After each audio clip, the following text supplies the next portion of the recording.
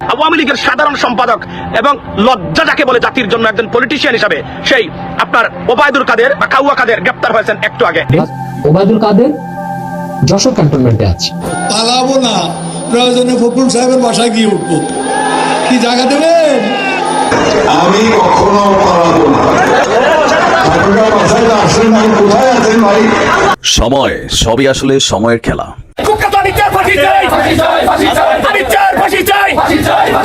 আসসালামু আলাইকুম। এইমাত্র পাওয়া তাজা সংবাদ। এতক্ষণ আপনার শিরোনাম দেখেছেন, এখন বিস্তারিত বলবো। ইতিমধ্যে বাংলাদেশের যে সাবেক সরকার ছিল, এই সাবেক সরকারের সাধারণ সম্পাদক ওবায়দুল কাদের, যিনি কাওয়া কাদের নামে বাংলাদেশে অধিক পরিচিত, সেই কাওয়া কাদের যশোরে আটক হয়েছে। তিনি যশোরে ক্যান্টনমেন্টে রয়েছেন, মানে অর্থাৎ সেনাবাহিনীর হেফাজতে রয়েছেন ওবায়দুল কাদের। তো এইভাবে বাংলাদেশে এক এক করে মন্ত্রী এমপি তারা আটক হচ্ছে, ধরা পড়তেছে।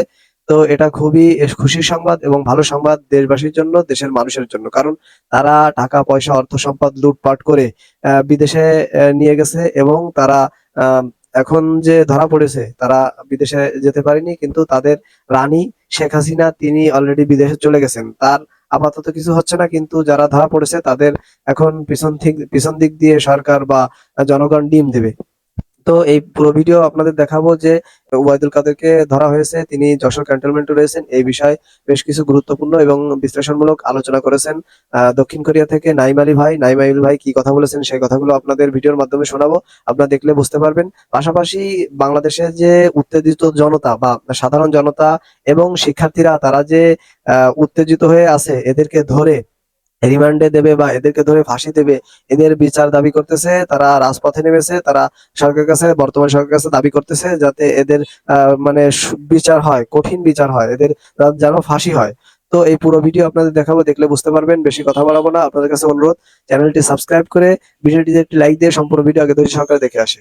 ব্যাংকিং খাতে যিনি লিগালি লুটপাট করেছেন সেই সালমানের প্রমাণ, বাংলাদেশের বিচার ব্যবস্থাকে যে ধ্বংস করে দিয়েছে এই 15 বছরে, বিচারপতিকে লাথি মেরে জোর করে একজন প্রধান বিচারপতিকে দেশ ত্যাগ করতে বাধ্য করার মতো অদ্ভুত দেখিয়েছে সেই কুখ্যাত আনিসুল, এবং নির্বাচনিক আইন কূটকৌশল করে প্রচার করে বাংলাদেশের গণতান্ত্রিক ব্যবস্থাটাকে ধ্বংস করার কাজে যে জড়িত সবচেয়ে বড় কুলাঙ্গার আইনমন্ত্রী নামের কুলাঙ্গার আনিসুল হক গ্রেফতার হয়েছে।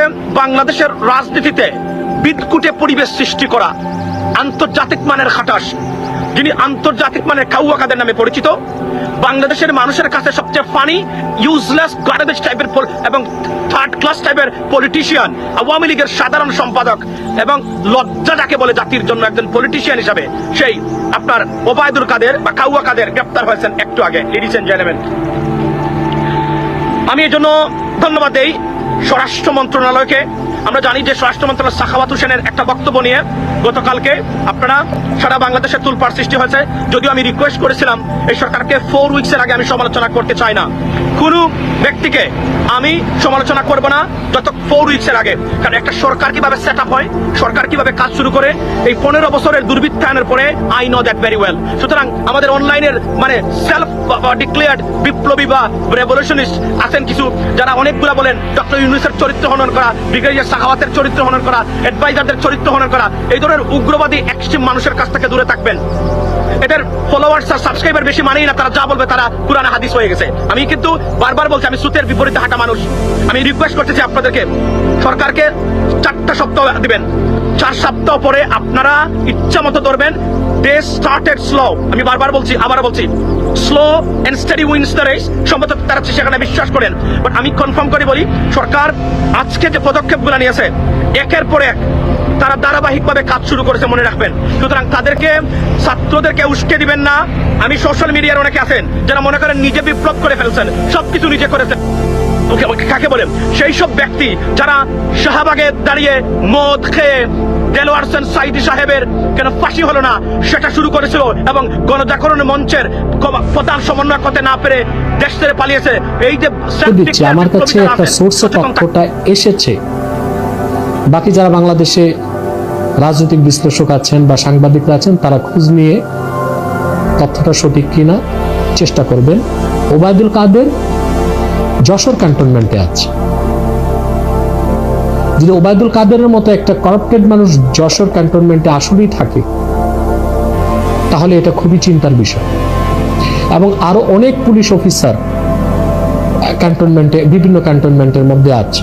আমি মনে করি অতি দ্রুত সময়ে তাদেরকে বিচার আওতায় এনে কারাগারে পাঠিয়ে দেওয়া উচিত। তাহলে তাদের পক্ষে আর নিরাপদ পরিবেশে থেকে দেশের বিরুদ্ধে কোনো চক্রান্ত বাস্তবায়ন করা সম্ভব হবে না।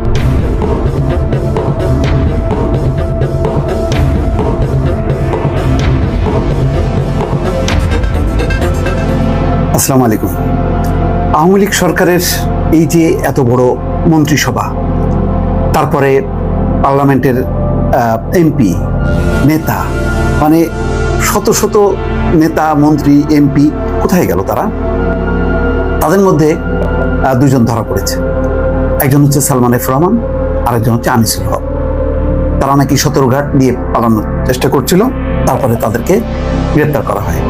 তাদের ছবি পাওয়া গেছে, সেই গ্রেপ্তারকৃত ছবি। সালমান এফ রহমানের যেমন ছবি দেখা যাচ্ছে যে তার কি বলে দাড়ি নেই, শেভ করে চেহারা পাল্টিয়ে, এবং আনিসুল হকও তার চেহারা পাল্টিয়ে পালিয়ে যাচ্ছিল। পরে আনসার বা কর্তব্যরত পুলিশ তাদের হাতে ধরা পড়ে, সেই ছবিও এসছে, তবে ছবির সত্যতা বোঝা যায়নি। এবং সদরঘাট দিয়ে তারা আসলে পালিয়ে যাচ্ছিল নাকি অন্য কোনোভাবে কেউ সদরঘাটে রেখে গেছে, এটাও কিন্তু পরিষ্কার না। সেনাপ্রধানের একটি বক্তব্যে আমার কিন্তু সেই শঙ্কাটা হচ্ছে। দর্শক একটু মেলাবেন, 2-2 4 মেলে কিনা। এখানে আমাদের সময় একটি রিপোর্ট করেছে, আরো অন্যান্য গণমাধ্যম, যে কেন ক্ষমতাচ্যুত সরকারের মন্ত্রী এমপিদেরকে বা নেতাদেরকে ঠাঁই দিয়েছে সেনা বাহিনী তাদের ক্যান্টনমেন্টে। সেখানে ওয়াকারুজ্জামান বলছেন, অবশ্যই আমরা তাদেরকে আশ্রয় দিয়েছি। তাদের প্রতি যদি কোনো অভিযোগ থাকে, মামলা হয়, তাহলে তারা শাস্তির আওতায় পাবেন। কিন্তু অবশ্যই আমরা চাইবো না যে বিচার বহির্ভূত কোনো কাজ বা হামলা হোক। তাদের জীবনের যে হুমকি আছে সেটার জন্য আমরা তাদেরকে আশ্রয় দিয়েছি। যে দলেরই হোক, যে মতেরই হোক, যে ধর্মের হোক, সেটা আমরা দেখব। উনি এটা, যেহেতু উনি পোশাক পরা একজন নিয়মিত একটা বাহিনীর প্রধান, সুতরাং এটা তো স্বাভাবিক, তিনি আইনের কথাই তো বলবেন, যে একটা চোর ডাকাত সবাইকে তিনি প্রোটেকশন দেবেন। কেননা বিচারের আগ পর্যন্ত তো তার উপরে হামলা হতে পারে না, আইনানুগ ব্যবস্থা হবে, সেই কথাটাই তিনি বলেছেন। রাজশাহী সেনানিবাসে সাংবাদিকদের ব্রিফকালে এক প্রশ্নের জবাবে তিনি বলছেন। তো যা বোঝা গেল যে অনেকেই পালাতে পারেননি, দেশ ছেড়ে পালাতে পারেননি, কেননা শেখ হাসিনা কাউকে না বলে, বলতে গেলে চট করে তিনি খুব অল্প সময়ের মধ্যে, ওই যে 45 মিনিটের মধ্যে সিদ্ধান্ত নিয়ে চলে গেছে। ফলে আগের দিন রাতে পর্যন্ত কিন্তু নেতা কর্মীরা কেউ জানতে পারেনি। ফলে তারা যে চলে যাবে, চলে যদি যাইতো তাহলে শেখ হাসিনা বলতো, আমাকে ফেলে তোমরা চলে গেছো। ফলে সবাই শেখ হাসিনার প্রতি আস্থা রেখে, এবং শেখ হাসিনা এমন একটা ব্যবস্থা করছে যে সব সংকট, যে কোনো সংকট সে উতরাইতে পারবে, এমন একটা মানে সবাই মোহের মধ্যে ছিল বা অন্ধ একটা বিশ্বাসের মধ্যে ছিল। সেই বিশ্বাসটা খান সময় সবই আসলে সময়ের খেলা। গতকালকে আমরা দেখলাম কিভাবে সালমান এফ রহমানের মতন দুর্দণ্ড প্রতাপশালী আর আইনমন্ত্রী আনিসুল হকের মতন দুর্দান্ত প্রতাপশালী নেতা জীবন বাঁচানোর জন্য ক্লিন শেভ কইরা মাথার চুলগুলারেও তিনি কালার করে ফেলছিলেন, কিন্তু জনগণের চোখে আসলে ধোকা দেওয়া যায় না। দীর্ঘদিন যাবৎ জনগণের পাশে আছে আওয়ামী লীগ, এরকম বক্তব্য যে সকল দুর্নীতিবাজ নেতা মন্ত্রী এমপিরা দিয়েছেন, কোথায় তারা? দর্শক, সকলের মনেই একটা প্রশ্ন যে হঠাৎ করেই এতগুলা নেতা এমপি মন্ত্রী কোথায় গেল, কোথায় ঘাপটি মেরে বসে আছে? আমরা আজকে আপনাদেরকে বেশ কিছু চাঞ্চল্যকর তথ্য দিচ্ছি। পাশাপাশি আমরা দাবি করছি সংশ্লিষ্ট ডিপার্টমেন্টকে এদের প্রত্যেককে উন্মুক্ত করে দিন। এদের বিচার এই দেশের আইনের মাধ্যমে এমনভাবে করতে হবে যেন ইন ফিউচার বিএনপি ক্ষমতায় আসুক, আওয়ামী লীগ আবার আসুক, অন্য দল আসুক, এইটা একটা নসিহত হতে হবে যে ইন ফিউচার তোমরা যারা এই চেয়ারটাতে বসবা, জনগণের কথা বইলা, দেশপ্রেমের কথা বইলা, চেতনার কথা বইলা লুটপাট করবা, তোমাদের পরিণতিটা এমনই হবে। আপনাদের খেয়াল থাকার কথা, গত 5ই আগস্টে তথ্যসূত্র বলছে, একদম অথেন্টিক তথ্যসূত্র বলছে, বাংলাদেশ থেকে আওয়ামী লীগের এই যে এমপি মন্ত্রীরা আছে, ঊর্ধ্বতন যারা প্রভাবশালী যারা নেতারা ছিল, এদের মধ্যে অনলি 90 জন বাংলাদেশ ছেড়ে গিয়েছে। তথ্যসূত্র অনুযায়ী, তথ্যসূত্র হচ্ছে বিমানবন্দর এবং কি আমাদের ইমিগ্রেশন, পাশাপাশি সীমান্তবর্তী এরিয়ার তথ্য। এর বাহিরেও হয়তো অনেকে পালিয়েছে, কিন্তু মূল যেই টিমটা, লুটপাটকারীদের মূল টিমটা, তারা কোথায় আছে? জনমনের প্রশ্ন, তাই না? তো অবশেষে তাদের অবস্থান খুঁজে পাওয়া গেছে। আমাদের বাংলাদেশের গর্ব এই মুহূর্তে যেই বাংলাদেশ আমরা দেখছি এর পেছনে সবচেয়ে বড় ভূমিকা যারা রেখেছে বাংলাদেশ সেনাবাহিনী। বাংলাদেশ সেনাবাহিনীর বিভিন্ন আস্তানাতে বা বিভিন্ন নিরাপদ শেল্টারেই আমাদের এই যারা লুটেরা আছেন, রাজনীতি করছেন ভালো কথা, জনগণের জন্য কাজ করছেন, ব্যাংকে থেকে লুট করেন নাই, কোনো রকম মার্ডার হত্যা মামলা অথবা পাশাপাশি লুটপাট দুর্নীতিতে জড়ান নাই, তাদের জন্য একটু সাময়িক খারাপ সময় গেলেও ঠিক হয়ে যাবে। কিন্তু যারা লুটপাট হত্যা ধর্ষণ ব্যাংকে লুট রাষ্ট্রের টাকা পাচার অনেক কিছুতে জড়িত আছেন, তারা প্রত্যেকেই এই মুহূর্তে আমাদের সেনাবাহিনীর কাছে আছে। গতকালকে আমাদের যিনি সেনাপ্রধান আছেন জেনারেল ওয়াকারুজ্জামান, তিনি আপনারা বলছেন জীবন বিপন্ন হতে পারে, ধর্ম বর্ণ নির্বিশেষে এমন অনেককেই সেনাবাহিনী আশ্রয় দিয়েছে। তিনি বলেন আমরা তাদের আশ্রয় দিয়েছি, তবে তাদের যদি কোনো অভিযোগ থাকে, মামলা হয়, তাহলে তারা শাস্তির আওতায় যাবেন। কিন্তু অবশ্যই আমরা চাইব না যে বিচার বহির্ভূত কোনো কাজ বা হামলা হোক। তাদের যে জীবনের হুমকি আছে সেটা অনুধাবন করেই আপনার আমরা আশ্রয় দিয়েছি। সে যে দলেরই হোক, যে মতেরই হোক, যে ধর্মেরই হোক, সেটার নিরাপত্তা আমরা দেখব। গতকালকে রাজশাহী সেনানিবাসে নির্ধারিত কর্মসূচি শেষে সাংবাদিকদের উদ্দেশ্যে তিনি এসব কথা বলেছেন। তিনি বলছেন যে সংখ্যালঘু ইস্যুতে, তো সংখ্যালঘু শব্দটা আমি বরাবরই বলি যে এটা আমাদের পরিবর্তন করা উচিত।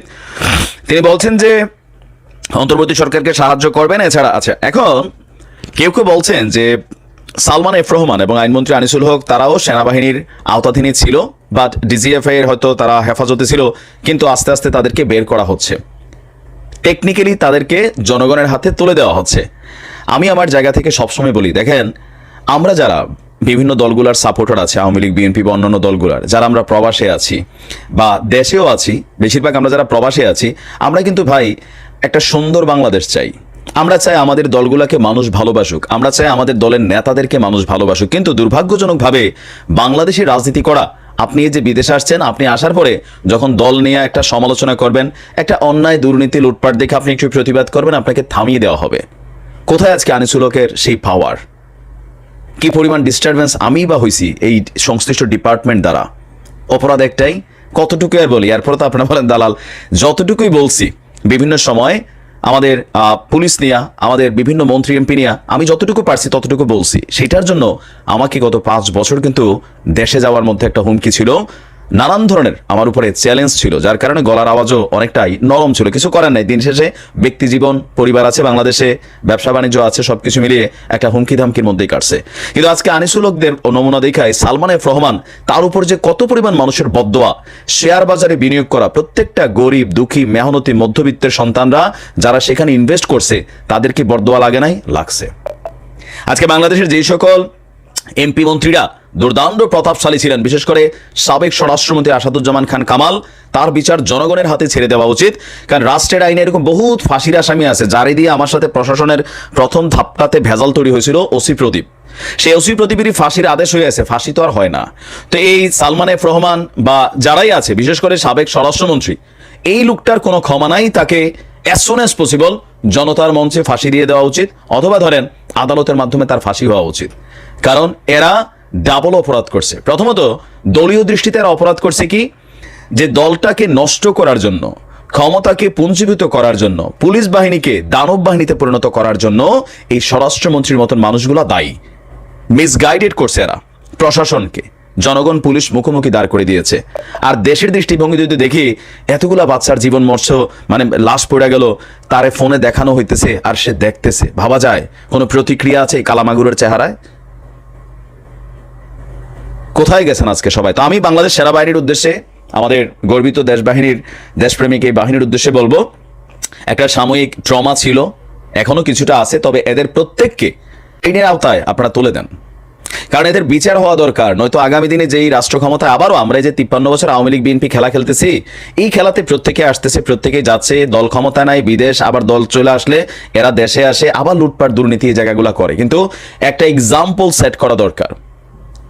আমরা যারাই রাজনীতি করি, যেই দলেরই করি, যারা দলকে ভাইঙা ধান্দাবাজি না করে, যারা দলকে ভাইঙা লুটপাট না করে, অবৈধ প্রভাব প্রতিপত্তি না খাড়ায়, প্রত্যেকটা দলের কর্মী দলের কর্মকাণ্ডের জন্য কিন্তু লজ্জিত হই আমরা। কেন লজ্জিত হই? কারণ দল যখন ক্ষমতায় বসে তখন কাউরে চিনে না, খালি করে জনগণ পাশে আছে। এই যে গতকালকে 15ই আগস্ট নিয়ে সাবেক প্রধানমন্ত্রী শেখ হাসিনা তিনি বললেন জনগণকে পাশে আছে, জনগণ এই দেশে 35% যে আওয়ামী লীগের নির্দিষ্ট কোটা ছিল সেটা তো কমে গেছে। কেন কমে গেছে? ওই যে লবিং, যারা দলের ত্যাগী নেতা কর্মী ছিল তাদের কোথাও জায়গা নাই, উল্টা নিজের দল ক্ষমতায় থাকাকালীন নিজে মামলা খাইয়া দেশ ছাড়া হয়েছে। যারা দলের অন্যায়গুলো নিয়ে কথা বলছে তারা দেশে ঢুকতে পারে না। আমি নিজেই তো একজন। এগুলা কেন হয়েছে? কারণ আপনারা ক্ষমতাটা পাওয়ার পরে যারা দলের জন্য ভালো শুভাকাঙ্ক্ষী, যারা দলটাকে পজিটিভলি ভাইব করতে চাইছে, বিএনপি আওয়ামী লীগ সেম। আপনি বিএনপি ক্ষমতা আসলে আপনি যে তারেক জিয়ার একটা অন্যায় নিয়ে অথবা কোনো একজন মন্ত্রীর অন্যায় নিয়ে কথা বলবেন, এটা তো সোজা না। বাট সেই দিনটা আমরা চাচ্ছি যেখানে আমরা প্রত্যেকেই দল করি, বাট নিজের দল যদি কোনো অন্যায় করে, সমালোচনা করে, যতটুকু আমাদের যার যার জায়গা থেকে বলার সুযোগ আছে ততটুকু বলার অধিকার আমাদেরকে দিতে হবে। আইনিভাবে হয়রানি করা যাবে না। এই আইন মন্ত্রণালয়কে কাজে লাগাইয়া এই আনিসুল হক তো আমার বিরুদ্ধেও অনেক ধরনের কাহিনী করছে না? করছে। এই বেনজিরের ক্ষমতা থাকাকালীন, এর আগের আইজিপি থাকাকালীনও যারা ছিল ডিস্টারবেন্স করছে, ডিবি হারুন ডিস্টারবেন্স করছে। তো কোথায় আজকে তোমাদের ক্ষমতা, প্রভাব, প্রতিপত্তি? জনগণ সামনে পাইলে গণধোলাই দিয়ে শেষ করে ফেলবে। এসব আবর্জনা শেষ করে ফেলাই উচিত। যারা রাজনীতিকে ঢাল হিসেবে ব্যবহার করে রাষ্ট্রটাই লুট করছে, টাকা পয়সা মারছে, মানুষের জীবনকে আয়নাঘরের মধ্যে বন্দী করছে, প্রত্যেকটা মানুষ যে যেখানে কানেক্টেড প্রত্যেকের দৃষ্টান্তমূলক বিচার হওয়া উচিত। এই দেশে বিচারহীনতার সংস্কৃতি তৈরি হয়েছে। সেই সংস্কৃতি থেকে বের হয়ে এই দেশে যে বিচার হয় সেই ভয়টা এখন কাজ করতেছে কার মধ্যে? আওয়ামী লীগের নেতাকর্মীদের মধ্যে। কেন? 15 বছর লুটপাট, অন্যায়, দুর্নীতি যারাই করছে এক একটার পাশার ভিতরে ঝোলঝোল ফিল হচ্ছে। তবে যারা রাজনীতি করছে মানুষের জন্য, আওয়ামী লীগ করছে, তারা কিন্তু এলাকাতে আছে, সম্মানের সহিতে আছে। কারণ মানুষ ভাই অত্যাচারীকে হজম করে না, ভালো মানুষের সবাই মূল্যায়ন করে। শিক্ষা নেন।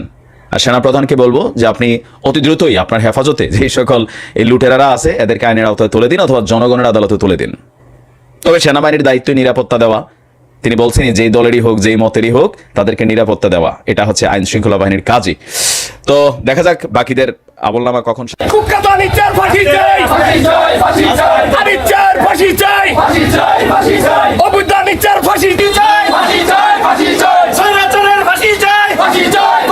সংস্কার আন্দোলনে, বৈষম্য বিরোধী ছাত্র আন্দোলনে যখন দেশ উত্তপ্ত, ঠিক তখন জুলাই মাসের 12 তারিখে কিন্তু আইনমন্ত্রী সর্বশেষ ব্রাহ্মণবাড়িয়ার আখাউড়া, যে তার সংসদীয় এলাকা আখাউড়ায় আসেন। তখন কিন্তু এই আখাউড়াতে যে সকল গণমাধ্যম ছিল, সেই কর্মীদের প্রশ্নের জবাবে তিনি সেই সময় বলেছিলেন যে কোটা বিরোধী আন্দোলনে যারা এই ঢাকা শহরে কিংবা সারা বাংলাদেশে আন্দোলনে রাজপথের ছাত্ররা রয়েছেন, তারা কিন্তু রাজাকারের পেতাত্তা কিংবা যে স্বাধীনতা বিরোধী ছিল তাদের পেতাত্তা বলে তিনি আখাউড়াতে আখ্যায়িত করেছিলেন। পরবর্তীতে শেখ হাসিনার সংবাদ সম্মেলনে রাজাকারের পেতাত্তা, বুদনাতির এই ধরনের কথাবার্তার কারণে কিন্তু সারা দেশব্যাপী ছাত্র জনতা উত্তাল হয়ে একটা পর্যায়ে 5 আগস্টে শেখ হাসিনার পদত্যাগ এবং দেশ ছেড়ে পালিয়ে যেতে বাধ্য হওয়ার পরে গতকাল কিন্তু ব্রাহ্মণবাড়িয়া 4 কসবা আখাউড়া নির্বাচনী এলাকার আইনমন্ত্রী সে ঢাকার সদরঘাটের নৌপথে পালিয়ে যাওয়ার সময় কিন্তু তাকে আটক করে। সেই আটক করার পরে ব্রাহ্মণবাড়িয়ার যে কসবা আখাউড়া নির্বাচনী এলাকা রয়েছে সেই নির্বাচনী এলাকার আখাউড়ায় কিন্তু রাতেই আনন্দ মিছিল এবং তার পুষ্পতলিকা দাহ করে এবং তার ফাঁসির দাবিতে কিন্তু সাধারণ জনগণ থেকে সবাই কিন্তু আম জনতা সবাই সোচ্চার হয়ে ওঠে। এই আইনমন্ত্রী আখাউড়াতে একটা ত্রাসের রাজত্ব কায়েম করেছিল। আমাকে র্যাবের দ্বারা অ্যারেস্ট করে দীর্ঘ 3 মাস জেল খাটাইছে এই আইনমন্ত্রী অবৈধভাবে। তো এই আইনমন্ত্রীর পতন থেকে আমাদের সবার শিক্ষা নেওয়া উচিত যে খারাপ কাজ করলে এর পরিণতি কী হয়। বর্তমানে পরিস্থিতিতে এই আইনমন্ত্রীকে গ্রেপ্তার করাই সারা বাংলাদেশে তথা আখাউড়ায় আনন্দের মিছিল হয়ে যাচ্ছে। আসলে ব্যক্তিগতভাবে না, উনি যা যা করছে প্রত্যেকটির বিচার হওয়া উচিত। আমি আজকে সকালে, গতকাল রাতের পরে আজকে সকালে কিন্তু এই আখাউড়ার বিভিন্ন রাজনৈতিক দল এবং সাধারণ যে জনগণ রয়েছে তারা কিন্তু বিক্ষোভে ফেটে পড়েন এবং বিভিন্নভাবে বিভিন্ন উপজেলার যে ইউনিয়ন রয়েছে, ওয়ার্ড রয়েছে, সেই ইউনিয়ন এবং ওয়ার্ড থেকে কিন্তু আখাউড়া পৌর শহরে মিছিল করতে করতে আইনমন্ত্রীর বিরুদ্ধে বিভিন্ন স্লোগান দিয়ে আছেন। ফাঁসি চাই, ফাঁসি চাই, উনিয়ানিচার ফাঁসি চাই, ফাঁসি চাই, ফাঁসি চাই, চুরানিচার ফাঁসি চাই, ফাঁসি চাই, ফাঁসি চাই, হয় হয় রই রই। এই সাধারণ জনগণের একটাই দাবি, যেন আইনমন্ত্রী যেই বিভিন্ন সময় এই তার রাজনীতি সংসদীয় এলাকায় যে তার নেতাকর্মী এবং তার যেই রাজনীতির প্রেক্ষাপট আমলে যেইভাবে মানুষের অন্যায় অত্যাচার করে মানুষকে দমন পীড়ন এবং মামলা হামলা দিয়ে তাদেরকে কুণ্ঠাসা করে রেখেছে, তার প্রতিফলন কিন্তু এখন রাজপথে আমরা পেয়েছি। আজকে সকালে আখাউড়ার আপামর জনসাধারণ এই আইনমন্ত্রীর বিচার চেয়ে কিন্তু রাজপথে মিটিং এবং সভা সমাবেশ করেছেন। এখনো আমি দাঁড়িয়েছি আখাউড়া পৌরশহরের মুক্ত মঞ্চ যে মোটর স্ট্যান্ড এলাকায়, এই আমার পিছনে যারা দাঁড়িয়েছেন তারা কিন্তু আখাউড়া উপজেলার বিভিন্ন রাজনীতি এবং সাধারণ জনতা এবং শিক্ষার্থী, তারা কিন্তু আইনমন্ত্রী যখন ক্ষমতায় ছিলেন তখন তাদের আইনমন্ত্রী এবং তার দূষণ যে সাঙ্গপাঙ্গরা রয়েছে তাদের যেই মামলা হামলা বিভিন্ন অত্যাচারে অতিষ্ঠ হয়ে মানুষ কিন্তু বিভিন্নভাবে নির্যাতিত। এই কসবা আখাউড়া এই বালু ব্যবসা এতক্ষণ আপনারা ধৈর্য সহকারে পুরো ভিডিও দেখেছেন, তো পুরো ভিডিও দেখে আপনাদের কাছে কেমন লেগেছে? এবং এই যে ওবায়দুল কাদের অর্থাৎ কাওয়া কাদেরকে যশোরে আটক করা হয়েছে বা যশোর ক্যান্টনমেন্টে সেনাবাহিনীর কাছে রয়েছে, এটা অবশ্যই আপনারা ভিডিওর মাধ্যমে দেখেছেন এবং জানতে পেরেছেন। এবং এই ভিডিওর ভিতরে যে আলোচক এবং বিশ্লেষকরা যে কথাগুলো বলেছেন, এই কথাগুলো আপনারা শুনেছেন, শুনে আপনাদের কাছে কেমন লেগেছে? এবং আপনারা জানেন যে আমরা এই এক ভিডিওর মাধ্যমে আপনাদের দেশের সকল নিউজ দিয়ে থাকি, এবং আপনারা দেখেন। তো পুরো ভিডিও দেখে আপনাদের কাছে কেমন লেগেছে এবং মন্ত্রী এমপিদেরকে কি শাস্তি দেওয়া উচিত, এই জঘন্য এবং অপরাধীদের কি শাস্তি দেওয়া উচিত অবশ্যই কমেন্ট সেকশনে জানাবেন। এই ধরনের আলোচিত সমালোচিত ভাইরাল আপডেট এবং রাজনৈতিক বিশ্লেষণমূলক নিউজ এবং লাইভ নিউজ সবার আগে দেখতে আমাদের চ্যানেলটি সাবস্ক্রাইব করে আমাদের পাশে থাকবেন। সবাই ভালো থাকবেন। আল্লাহ হাফেজ।